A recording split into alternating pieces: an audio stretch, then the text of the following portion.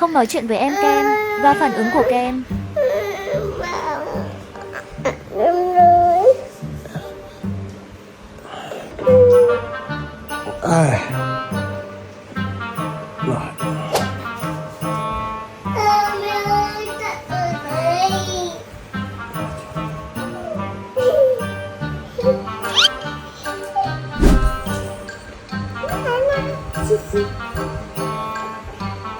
Em Kem tránh ra đi, đừng có chạm vào người mẹ.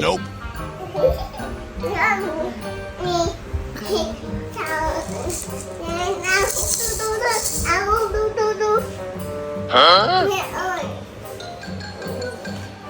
bây giờ chị bây giờ chị mẹ mẹ ơi mẹ Huyền, mẹ là chị đấy, tôi xô cho em về ngoài nè. Ôi chị ơi.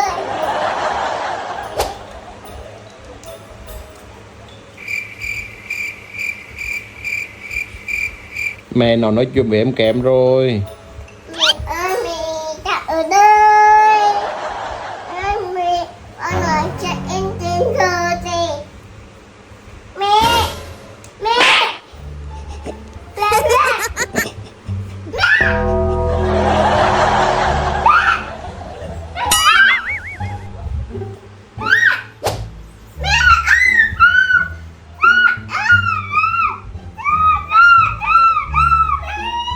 Cái gì vậy bà nội?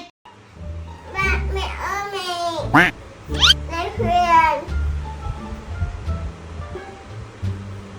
Mẹ ơi mẹ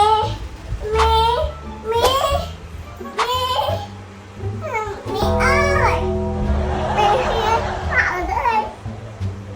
Hả? Mẹ thì bảo nói cho em. Mẹ không đi. Mẹ ơi mẹ Huyền. Mẹ ơi mẹ ơi mẹ. Hả? Mẹ ơi mẹ Huyền.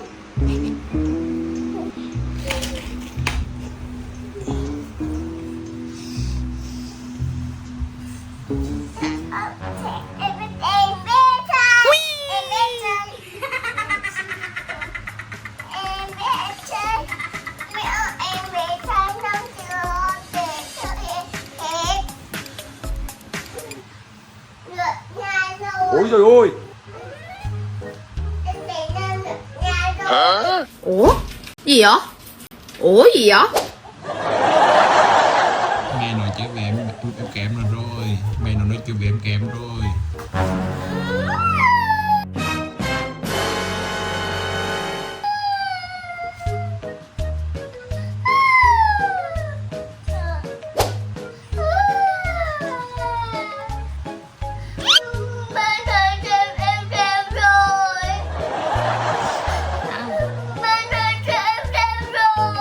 Mẹ nói với em Kem rồi.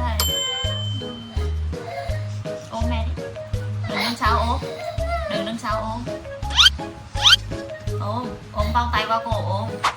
Qua cổ mà, vòng tay qua cổ mà. Thơm mà, thơm má mà. Thơm má bên đi. Có yêu mẹ không? Má bên đi nữa. Mà mẹ nói chuyện với em đi. Mẹ đưa em đi. Mẹ đưa em Kem nha. 你别笑。 Đừng mẹ trọng, đừng mẹ trọng. Rồi cười đi. Yêu Kem lắm mà yêu Kem lắm mà yêu con nhá. Ba lấy thầy, ba hay trêu em thầy. Coi cho ba ngủ trên đất nhá. Đúng không? Ba